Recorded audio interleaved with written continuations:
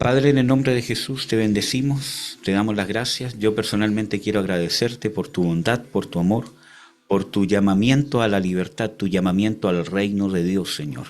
No solamente nos has salvado, nos has pasado de muerte a vida, nos has dado vida eterna para que no muramos eternamente perdonando nuestros pecados, sino que nos has hecho un llamamiento supremo, un llamamiento celestial, un llamado de reino, un llamado a reinar, a ser reyes y sacerdotes. Nos has llamado a ser libres, a libertar a otros, a tener parte en tu reino, Señor, a tener una parte activa en tu propósito, en tu ministerio, en tu desarrollo, en tus planes, Señor, en tus ejecuciones, Señor, aquí en la tierra. Nos has dado de tu unción, de tu Espíritu Santo, para que seamos hábiles guerreros y guerreras, Señor, y ministros del reino de Dios. Prepáranos, Señor. Libértanos. Abre nuestros sentidos. En el nombre de Jesús de Nazaret. Que toda tiniebla sea disipada por la luz, porque escrito está que vino la luz y las tinieblas no prevalecieron en contra de ella, Señor. Te doy las gracias, Señor, en el nombre de Jesús. Amén. Amén, amados. Entonces, les voy a compartir acá, gracias, hermano. Les voy a compartir acá esto. Ahí está. Entonces, en las dos primeras partes, ¿cierto? Vimos principalmente, ¿cierto? Tratar de responder esta pregunta, ¿cómo entran los demonios? ¿Cierto? Que no es tan simple como usted pecó y entraron, no. ¿Ya?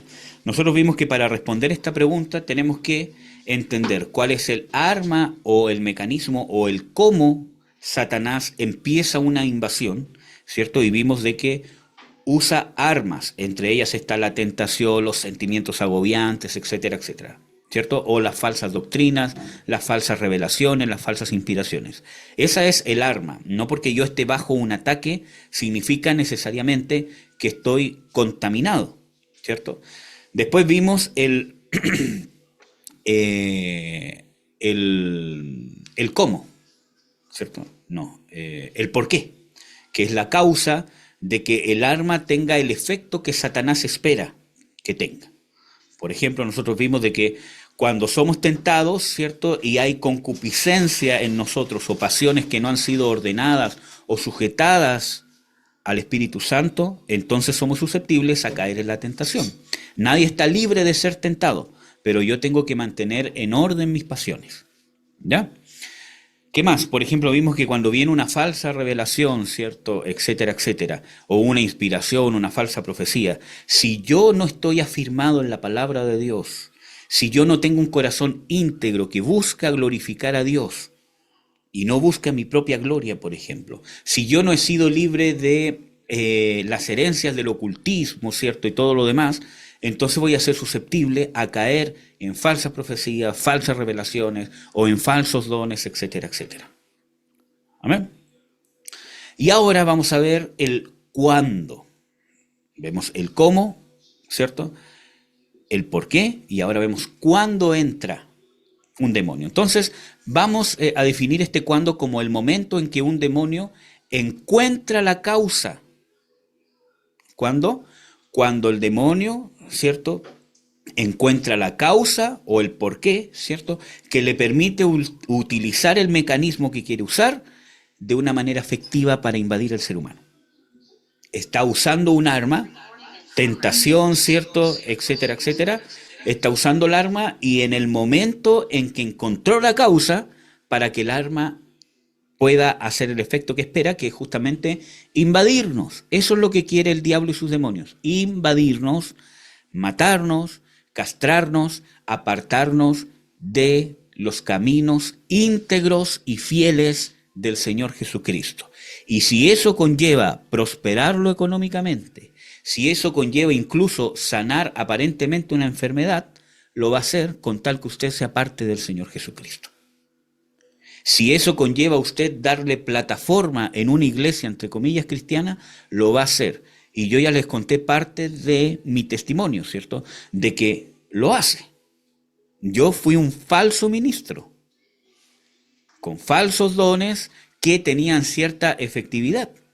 Entonces, dar esos falsos dones, esas falsas señales, ¿cierto? Ese poder demoníaco, quizás sobrenatural, dar falsas revelaciones, etcétera, etcétera, darme un lugar, un puesto en la iglesia, con tal que yo me aparte de la fidelidad del camino de Jesucristo en humildad, fidelidad en la verdadera revelación de la palabra, el diablo lo va a hacer. Si conlleva, por ejemplo, ojo hermanos, si conlleva darle una pareja, que satisfaga todo lo que su carne desea, con tal de apartarlo de los caminos de Cristo, lo va a hacer. Amén. Yo hace muchos años atrás tenía una supuesta idónea, ¿cierto? Hace años atrás, ¿cierto? Muchos años atrás. Que estoy viejo. Hace como 15 años atrás, ¿cierto? Y llegué ¿cómo se llama? Un pastor que me dijo, o esa chiquilla o Dios. Pero si no corta ahora esa relación que tiene, se me va de vuelta para la casa y yo no lo disipulo. Y yo dije, no, yo prefiero a Dios. Ese mismo día le dije, ¿sabes qué? No te voy a llamar más. Pum, le corté y no supe más de ella. Así de simple. ¿Por qué? Porque para mí, en ese momento, Dios me dio la gracia de que para mí era más apasionado, más discipularme, encontrar mi propósito en Cristo, querer saber de Cristo, crecer en Cristo Jesús. Y eso fue una tremenda bendición, porque después conocí a la que realmente era mi idónea, que es Marcela, con la que ahora estoy casado y tengo una linda familia en Cristo Jesús. Pese a que en ese momento, hermano, yo estaba convencidísimo que era mi idónea. Las señales que supuestamente Dios me había dado, cómo me sentía, cómo se sentía ella, etcétera, etcétera. Estaba totalmente convencido, enamorado hasta las patas, supuestamente, pero era parte de lo demoníaco y de lo carnal también. Por muy bonito que sea, por muy aparentemente divino que era, porque el diablo, ¿cierto?, me engañó o yo me dejé engañar, ¿cierto?, de que eran todas las señales de una idónea. Entonces Dios llegó y me dijo, o ella o yo. Y yo dije, Dios. Y así Dios me rescató. Entonces a veces nosotros decidimos nuestra carne, o ir por nuestra carne. Entonces, tenemos que ver el cuándo, el momento en que se encuentra la causa. Entonces, no es necesariamente un momento cronológico. En este minuto entró el demonio, sino es cuando el ataque logra el efecto esperado por el enemigo. Primero, en el caso de la tentación, cuando el pecado es consumado, como dice en Santiago 1.15, ¿cierto? Siendo el pecado consumado engendra muerte. Santiago 1, ¿cierto? Justamente nos muestra este proceso, ¿cierto? Donde dice de que nadie diga de que es tentado de Dios, ¿cierto? Porque Dios no tienta a nadie en el sentido de inducir al mal, sino que cada uno de nosotros es cebado o cazado cuando nuestras concupiscencias no están ordenadas, y como están ordenadas, la tentación nos caza, nos arma un lazo. Acuérdense que vimos el tema de el lazo del cazador, ¿cierto? De que el lazo realmente es la tentación. Nos caza y cuando es consumado, el pecado engendra ¿qué cosa? Muerte. ¿Y qué dice Romanos 7 sobre la muerte? De que el cuerpo de esta muerte, acuérdense de que Pablo habla del cuerpo de esta muerte cuando habla de la carne, siendo apóstol, teniendo años de ministerio, ¿cierto? Etcétera, etcétera. Subió hasta el tercer cielo. Él dijo, veo que en mis miembros no mora el bien, sino que mora el mal. Y habla de el cuerpo de esta muerte. Entonces, cuando el pecado es consumado, engendra muerte, la plataforma para que entre Satanás. Vamos a ver un pasaje, Juan 10:10. A ver si tú me ayudas, hermano. Juan 10:10. Vamos a hablar sobre esa muerte.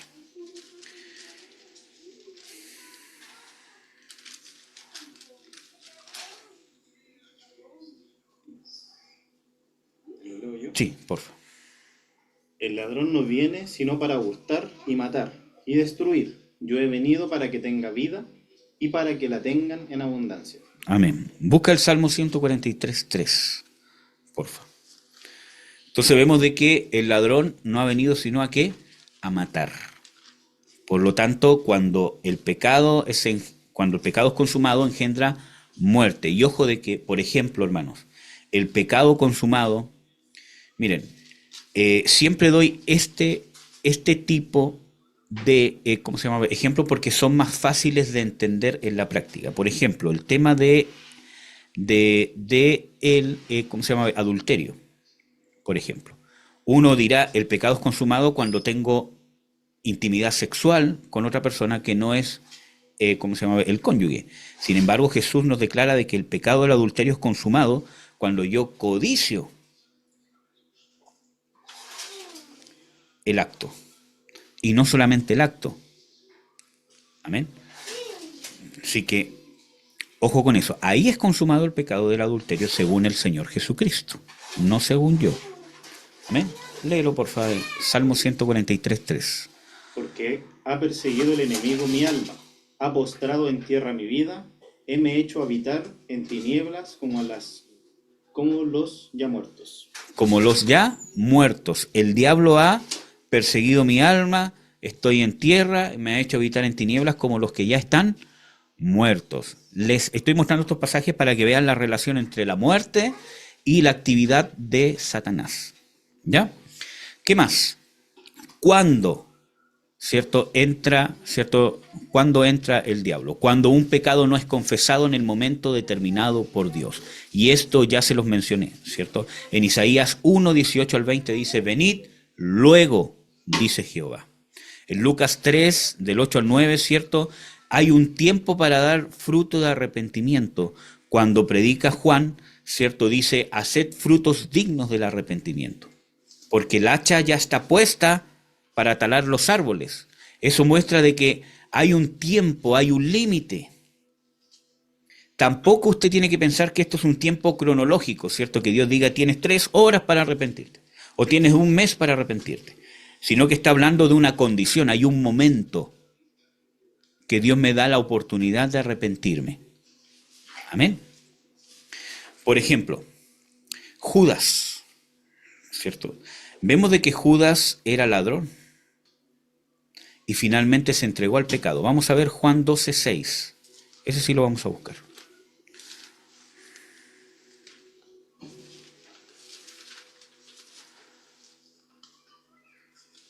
Juan 12:6.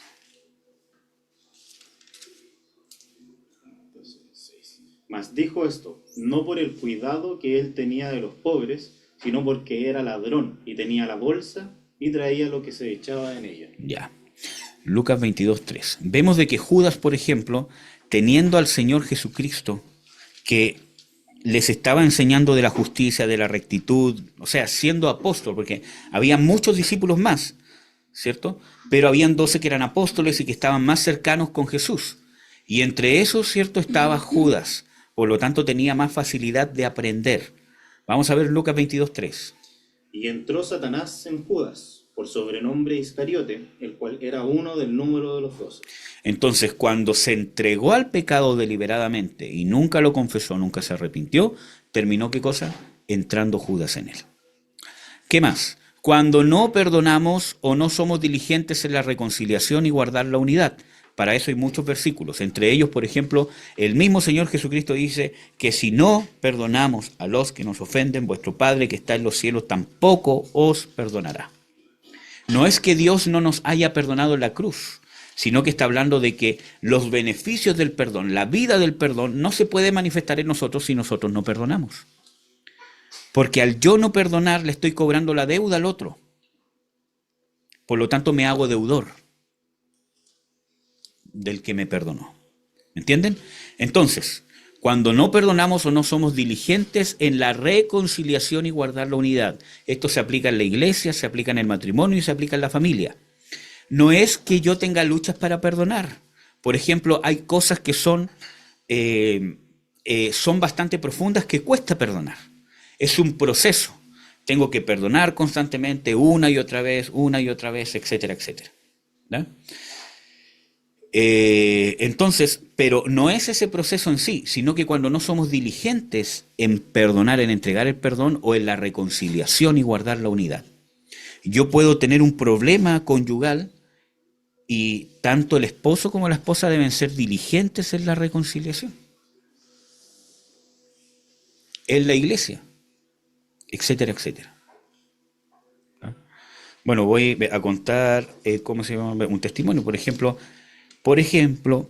llama? Ayer, ¿cómo se llama? Yo estaba mal, ¿cierto? ¿Cómo se llama? Por ciertas cosas, y mi esposa fue diligente, insistió,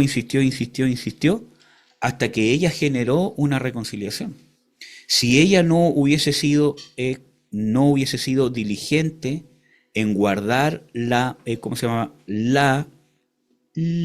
¿Cómo se llama? Unidad, ¿cierto? Quizás no hubiese habido tan rápido una reconciliación o quizás una restauración.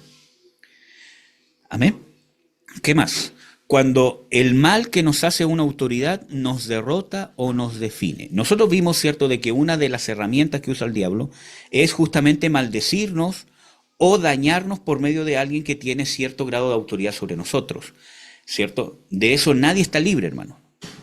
Puede ser que el cónyuge esté pasando un mal rato, ¿cierto? Y de repente me diga algo que me hirió, hizo algo que me hirió. Eso es parte de la vida y nos va a seguir pasando. Amén. El tema está cómo sobrellevar ese tipo de conflictos. Va a pasar en la iglesia que de repente que yo estoy mal, ¿cierto? Y siento que no me saludaron, que me hablaron fuerte, que me hablaron feo, ¿cierto? Todo lo demás, etcétera, etcétera. Puede pasar. El tema está cómo yo lo llevo. Entonces, cualquier persona que tiene grado de autoridad, el diablo puede usar eso o aprovecharse de esa situación para intentar invadirme. Entonces, cuando hay una causa, por ejemplo, cuando yo ya vengo herido, tengo ciertos rasgos de etcétera, etcétera, y yo me identifico con ese mal, yo me dejo vencer por ese mal, yo me dejo derrotar y me defino por la herida de la persona que tiene autoridad, entonces el diablo entra. Amén. Entonces, acuérdense que en la Biblia dice de que el diablo es como león rugiente que anda buscando ¿a quién?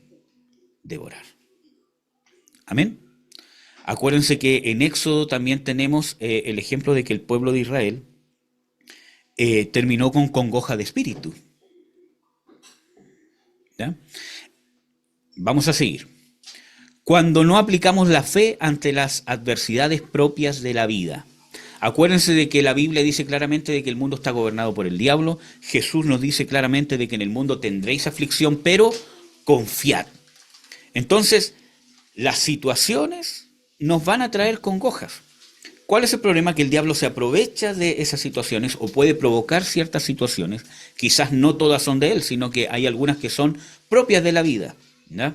Pero se aprovecha y cuando hay una causa, yo no he ejercitado mi fe. Acuérdense que la fe viene por el oír y el oír ¿qué? Palabra de Dios. La palabra de Dios genera, forma la aplicación de la palabra de Dios en mi vida. El estudiar la palabra, aprender la palabra para aplicarla, ¿cierto? Genera en mí o empieza a formar en mí por medio del Espíritu Santo fe.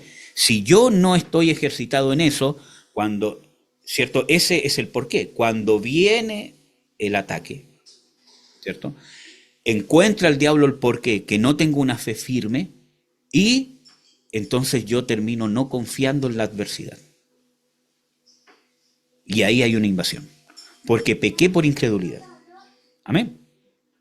Cuando creemos que los pensamientos diabólicos son verdad, es decir, que el diablo tiene la razón. Y esto tiene que ver con los pensamientos agobiantes. Nadie está exento. ¿Dónde está tu Dios? Estás solo. Tu esposo no te ama, tu esposa no te ama. Divórciate. Está todo perdido. Si él te hizo eso, hazle tú también, tienes derecho. No sé. Puede pasar en el matrimonio, en la iglesia, etcétera, etcétera. Justamente. Entonces, nadie está exento que vengan esos pensamientos, pero cuando hay una causa que yo no he perdonado, que he guardado, ¿cómo se llama?, amargura, que tengo cierta lástima propia, el diablo va a encontrar el cuándo, cuando encuentre, ¿cierto? Esa causa va a encontrar el cuándo, cuando yo termino creyéndole. Sí, es verdad, no me ama. Sí, es verdad, Dios no está conmigo. Sí, es verdad, si Él me la hizo, yo también se la puedo hacer. Y ahí entró Satanás. Acuérdense que nosotros nos encontramos con el ejemplo en Hechos 5:3 de Ananías y Zafira, que Pedro dice que ¿por qué dejaste que Satanás haya llenado el corazón? ¿Cuándo Satanás llenó su corazón? Cuando aceptaron la idea que podían mentir al Espíritu Santo y salirse con la suya. Pedro les da testimonio. ¿Por qué dejaron que Satanás llenara su corazón? Si dice, eso era de ustedes. Si, ¿cómo se llama? El pecado no es no haberlo dado todo, hermano, sino el pecado es la mentira. ¿Por qué decir de que eso era todo cuando no lo era? Si ellos eran libres de dar o no dar nada. Porque era de ellos, es voluntario. Ellos podrían dar, miren hermanos, traigo una ofrenda porque vendí en mi casa, etcétera, etcétera. Ahí está. ¿Cómo se llama? Y miren, ni siquiera tendrían por qué haber dicho que era todo, era la mitad, porque eran libres y nadie se los exigía. El pecado fue porque Satanás llenó vuestro corazón para mentir contra el Espíritu Santo. No habéis mentido a los hombres sino a Dios, por eso que fue grave el pecado. Y hubo una contaminación satánica. Entonces, vemos el arma, el pensamiento. Vemos el porqué o la causa, querer aparentar. Porque todos estaban haciendo exactamente lo mismo, vendían todo. Entonces ellos decían, no, yo también tengo que ser de los que entregan todo. Pero como no querían entregarlo, dijeron que era todo, pero no lo era. ¿Para qué, hermano? Para aparentar. La causa ahí era las apariencias. Como cuando los fariseos hacían todo para la ofrenda. Claro. Entonces vemos de que aquí hay un ejemplo bíblico de que Satanás invadió el corazón. Y cayó sobre ellos juicio de Dios. Amén. ¿Qué más? Cuando creemos una falsa doctrina dejando la doctrina de Cristo. Miren, hermanos, esto es sumamente relevante. ¿Por qué? Porque ya vimos de que nadie está exento. Si usted cree que está exento de falsas revelaciones, falsas inspiraciones, falsos sueños, entonces váyase a otro lado porque en la iglesia de Cristo no vamos a tener cabida. ¿Por qué? Porque en la iglesia de Cristo nosotros somos gente que depende de Jesucristo, depende de la gracia. ¿Cierto? Y nosotros tenemos que saber de que, ahora, miren hermanos, obviamente mi relación con Dios me va a ir trayendo una confianza, una intimidad con Dios que cada vez voy a ir conociendo más cómo Dios me habla. Eso es lógico. Pero eso no me hace infalible. Miren hermanos, el otro día estaba ¿cómo se llama? Orando, ¿cierto? Y dentro de eso decía de que muchas veces criticamos a los ¿cómo se llama? Católicos que creen en la infalibilidad del Papa, ¿cierto? De que todo lo que dice el Papa es divino, porque ese es su sostén, ¿cierto? Creen en la infalibilidad del Papa. Y todos nosotros como cristianos decimos que no, que eso es imposible, que en un hombre, pero muchas veces nosotros creemos en nuestra infalibilidad. Está lleno de gente que quizás es profeta, quizás sí, no lo sé, pero que se cree profeta, las revelaciones, y creemos en nuestra infalibilidad. Pues si Dios me lo dijo a mí, yo soy infalible. Y al final es lo mismo y peor. Porque por último, el católico está poniendo la infalibilidad en un hombre que cree que es un representante de Dios, que no lo es, ¿cierto? Pero nosotros es peor porque creemos en nosotros mismos.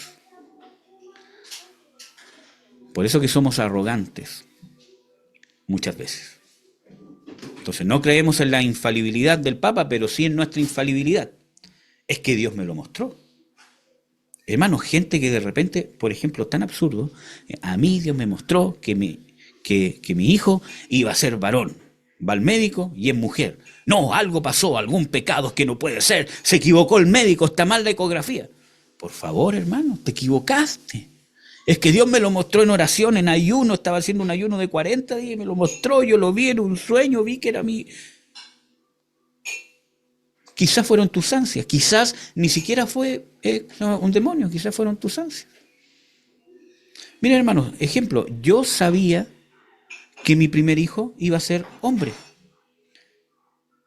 pero en mi interior tenía muchos deseos que fuese una niña. Decía, y si fuese una niña sería muy regalona, todo lo demás, pero sabía que mi primer hijo, antes de saber que venía, iba a ser un hombre. Pero yo no lo di por sentado. Dije, nuestro primer hijo va a ser hombre. Dije, bueno, si es de Dios va a ser, y si no, no nomás. Y si es niña, ¿qué? Y con esta niña, ¿cómo se llama? Que viene ahora, ¿cierto? También, ¿cierto? ¿Cómo se llama? En el momento, incluso, hermano, en el momento de la concepción, ¿cierto? En el momento de la concepción, ¿cierto? Con mi esposa, ¿cómo se llama? Oramos. Antes de, ¿cierto? Señor, queremos tener un hijo. Y Dios nos reveló que iba a ser niña. Pero tampoco dimos eso por sentado. Es niña y... no, sino que teníamos que comprobarlo. Y eso no es incredulidad a Dios. Sabemos que Dios es fiel, pero nosotros somos infalibles. O sea, nosotros no somos infalibles. ¿Qué pasa si fue mi inspiración? Entonces, ¿qué pasa? Cuando nosotros creemos en nuestra infalibilidad y nos damos cuenta que no era así, nos desilusionamos de Dios. O peor aún, nos enorgullecemos y empezamos a llamar a la manifestación del Espíritu Santo manifestaciones diabólicas. Y caemos en lo mismo que hacían los fariseos con Jesús. Este echa demonios sino por Belcebú. Cuando viene alguien en la unción del Espíritu Santo y nos quiere corregir, nos dice, hermano, esto no es de Dios. No, ellos tienen demonios y yo tengo la unción del Espíritu Santo. Mira, hermanos, a mí, ¿cierto? Hace tiempo estuvo muy de moda, ¿cierto? El tema de que no estamos en el mismo espíritu, hermano. Entonces, ¿cómo se llama? Un día fue tanto, un día fue tanto, entonces le dije, ¿qué es lo que me quiere decir con eso? No, simplemente que como no pensamos lo mismo, no estamos en el mismo sentir y en el mismo espíritu. Bueno, hay un solo espíritu de Dios. O usted tiene, ¿cierto?, el Espíritu Santo o yo, pero ¿quién lo tiene? Ah, no, hermano, es que yo no quise decir que usted tenía un demonio. Entonces no diga eso, pues, hermano. Así de simple. Entonces, hay un solo Espíritu Santo. Y el Espíritu Santo nunca va a contradecir las Escrituras ni los propósitos doctrinales de las Escrituras. Ojo, ¿ya? Entonces, cuando llegamos a creer una falsa doctrina, entonces nadie está libre de que llegue una falsa inspiración, hermano. O que usted lea la Biblia y esté interpretando mal un pasaje. Porque puede ser que lo esté interpretando mal. Y que cuando hable con alguien, mira, ¿sabes qué? Pienso esto. No, hermano, esto es de esta manera porque en este otro pasaje dice lo mismo. Y se te abre el entendimiento. Ah, en realidad es así. Listo, se terminó. Pero si yo soy orgulloso y me empecino en eso, no, es que Dios me lo mostró, es así, etcétera, etcétera, puedo terminar en una herejía y puedo terminar formando una secta. Y así parte la mayoría, hermano. Por la testarudez y el orgullo, la arrogancia. Entonces, nadie está susceptible del engaño. Cuando hay una causa de no creer en las Escrituras, en el sentido de yo someterme a las Escrituras y no usar las Escrituras para yo ser más, para yo sentirme el que tiene revelación, ¿cierto? Para yo sentirme alguien importante, sino que realmente uso las Escrituras de manera humilde para que guíen realmente mi vida y yo me someto a la doctrina del Señor Jesucristo. Entonces, ahí viene el cuándo. Porque terminamos creyendo una falsa doctrina. Acuérdense que las Escrituras hablan del anticristo. Hablan de perseverar en la doctrina de Cristo. El que no persevera en la doctrina de Cristo y se revela, no tiene a Dios.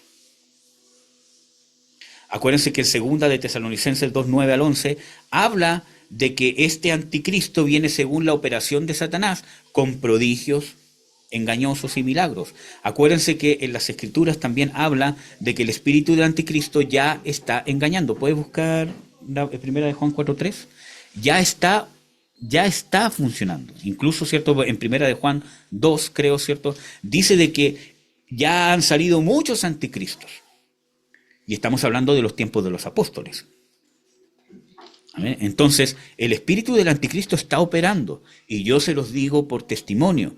Cuando a mí se me ministró liberación, uno de los demonios que salió era el espíritu del anticristo, o dijo ser el espíritu del anticristo, cosa que no dudo, porque dice de que quizás muchos demonios toman ese nombre, porque cumplen esa función. Lee, por favor, hermano. Y todo espíritu que no confiesa que Jesucristo es venido en carne, no es de Dios. Y este es el espíritu del anticristo, del cual vosotros habéis oído que ha de venir y que ahora ya está en el mundo. ¿Ahora ya está dónde? En el mundo. Y ojo que dice todo espíritu. Nos muestra algo en plural. No el espíritu que confiese, sino todo espíritu que confiese o que, ¿cierto? O que no confiese que Jesús ha venido en carne. Este es el espíritu del anticristo. Por lo tanto, no es uno en particular que anda pululando por ahí, sino que probablemente muchos demonios toman ese nombre cuando ejecutan esa función. ¿Ya? Ahora, esa frase que significa que no puede confesar que Jesucristo ha venido en carne, quizás ustedes han escuchado que es una forma de probar los espíritus. Claro que sí, ¿cierto? Las escrituras nos dan autoridad para probar un espíritu, para decirle confiesa que Jesucristo ha venido en carne, y si no lo puede hacer es porque no es un espíritu de Dios. Sin embargo, eso tiene una trascendencia doctrinal más profunda, porque el hecho de que Jesucristo vino en carne engloba todo lo que es cristología. ¿Por qué? Porque está hablando de su divinidad, porque si no es Dios, entonces no vino en carne. Entonces, eso involucra su divinidad, su encarnación, su humillación, su santidad, porque cuando dice vino, está hablando del propósito de Dios, que es el enviado de Dios, el único enviado de Dios, el Mesías. Entonces, esa sola frase y eso involucra toda cristología. Por eso que es tan importante el estudio del Señor Jesucristo. Amén. Es por eso que tenemos que perseverar en esa doctrina. No es solamente que usted sepa cuál es el propósito de su venida, que vino, que murió, que al tercer día resucitó, ¿cierto? Que resucitó, cuando resucitó hizo esto y no aquello, sino que está en qué lado está ahora, etcétera, etcétera. Sino que cuando hablamos de vino en carne, está hablando de recibir el propósito de Cristo, la manera de vivir que nos demanda como hijos, como ciudadanos del reino. ¿Ve que la doctrina de Cristo no es solo conocimiento? Entonces, cuando nosotros, ¿cierto?, vivimos en esa condición, somos susceptibles a las falsas revelaciones. Jesucristo nos demanda vivir en humildad, reconciliarnos. Por eso yo le decía, tenemos que ser activos en nuestro proceso de formación por el Espíritu Santo. ¿De qué me tengo que arrepentir? ¿Qué cosas hay en mi carácter que a Dios le desagradan? Tengo que ser activo, no puedo ser pasivo, esperar que las cosas pasen mágicamente. Es que Dios me mete en el desierto y yo no sé cómo salgo, pero Dios me metió y me salió. No es así. Yo en la tribulación tengo conciencia de qué pasa, qué tengo que cambiar, cuáles son. Tengo que ser activo. Y eso me va a entrenar para trabajar en equipo con Jesús. ¿Cómo va a ministrar el reino, amado hermano y hermana, si no sabe trabajar en equipo con el Espíritu Santo? Y eso no se aprende cuando usted ministra a alguien, cuando ora por aquí, cuando tiene visión y voy a trabajar con el equipo porque Dios me muestra. Eso se aprende cuando usted aprende lo que el Espíritu Santo está haciendo en usted y usted pone de su parte. Usted es diligente. Miren, hermanos, cuando uno es jefe en un lugar, ¿cierto? Uno encuentra muchas diferencias entre personas. Hay personas que hacen muy bien su trabajo, pero no mueven ni un dedo si uno no se los dice. No hacen nada que no tengan que hacer. Hay otras personas que tienen iniciativa propia. Hacen todo lo que uno le dice, pero siempre van un paso adelante. Esas son las personas que tienen ideas, que dicen, miren, mire, ¿sabes qué? Estamos haciendo esto y creo que de esta manera quizás podría ser más rápido. O mire, ¿sabes qué? Me percaté de este error que quizás nadie se percató. Porque tienen otro tipo de pensamiento, están, están en esa función. Y miren, si esas cosas son apreciadas en lo natural y las personas en lo natural así son personas que llegan a ser, que llegan a puestos más altos, ¿usted cree que en el reino de Dios, usted cree que no es así? ¿Cuál es el problema? Que como creemos que todo es gracia, ¿cierto? Y tenemos un resentimiento social, creemos de que si Dios hiciera eso, sería injusto. Hermanos, tenemos que ser dignos del reino. Entonces, nosotros tenemos que ser activos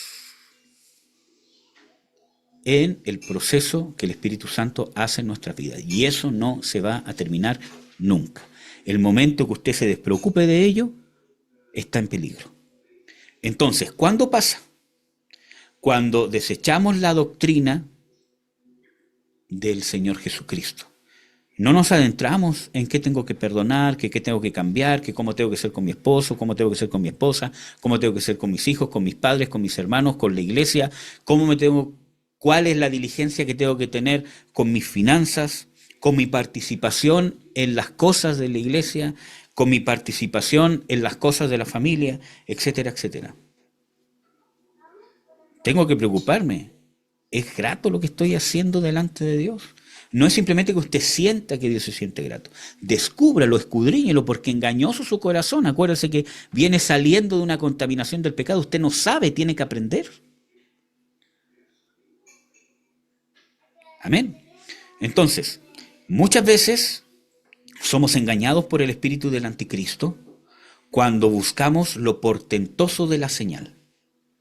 Cuando desechamos la doctrina de Cristo por lo sorprendente de las señales. Hechos 8, 9, 11 nos muestra un ejemplo. Simón el mago, ¿cómo engañó a todos? Mostrándoles señales. Con sus artes mágicas engañaba a la gente diciéndole que este era el gran poder de Dios, haciéndose pasar por algún grande. Y ahí hay dos engaños. El de la gente que buscaba las señales y el de Simón que quería ser un grande. Y ese es el peor engaño de todos. Cuando usted quiere ser algún grande porque no ha resuelto la causa que usted no ha resuelto, sus heridas, sus vacíos de la infancia, con su paternidad, con su cónyuge, es cierto que nunca le dieron amor, que nunca le dijeron usted puede, etcétera, etcétera, que son cosas que nos pueden pasar, pero usted no las resuelve en Cristo porque no ha sido diligente en ello, va a querer llenar ese vacío con eso y cuando usted no ha tratado la causa, no ha sido diligente, Dios le ha dado luces. Hemos hecho un estudio de como 17 partes de la sanidad del alma, ¿cierto? Y usted no ha sido diligente, por ejemplo, en verlos todos, preguntar, escudriñar más en la Escritura, orar por eso. ¿Será que lo que dice el hermano están así? ¿Tendré yo esta causa quizás? Entonces, cuando usted ha pasado el tiempo, acuérdense que hay un tiempo, y no ha sido diligente, el diablo le va a ofrecer el fruto. Y yo puedo hacerte algún grande, pero se va a disfrazar de Dios, se va a disfrazar de ángel de luz. Y va a empezar a operar con poderes demoníacos quizás en la misma iglesia. Y a mí no me lo contaron, hermanos. Está en la Biblia y yo lo viví.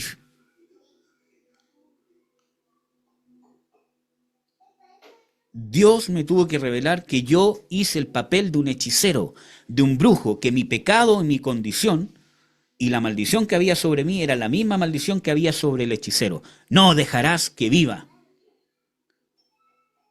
Por eso que hubo tanta contaminación espiritual. Yo hice el papel de un hechicero, de un brujo. Es que yo no sabía, no importa, lo hiciste. ¿Por qué? Porque quería ser algún grande, porque había un vacío con mi papá, cierto que nunca me validó, no sé, pueden haber muchas excusas que pueden ser ciertas, pero eso no me libra de mi responsabilidad del pecado. Entonces, Jesucristo en su misericordia llegó a mi vida. Y Él dijo, yo soy tu Padre, yo voy a llenar esos vacíos, pero primero me tuvo que liberar. Entonces, aquí hay dos contaminaciones. Los que son fascinados, como dice, ¿cómo se llama? En Gálatas 3:1, ¿cierto? Los que son fascinados y los que son engañados por querer ser algún grande, querer ser importantes. Y no solo en el tema de las profecías, de las revelaciones, de todo lo demás, sino muchas veces también en dar estudio de la palabra. Yo era de los que daba estudio, tenía cuadernos con estudio porque quería sentirme que era el que enseñaba. Y esto no quiere decir, hermanos, cuando uno ministra el reino de Dios, obviamente que eso te hace sentir bien. Eso es obvio. Ser testigo de la gracia de Dios, cómo fluye la unción, cómo puedes bendecir a otros, obviamente que te va a hacer sentir un gozo. El tema está cuando la raíz es la carne.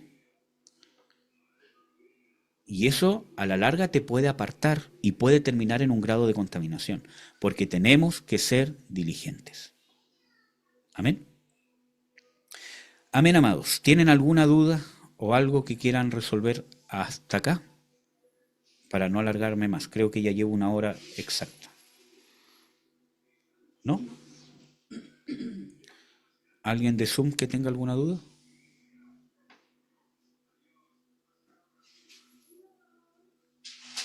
Ya. Y hermanos, vamos a orar. Espero que esto le pueda servir para meditar, hermanos, y prepararnos. Amén.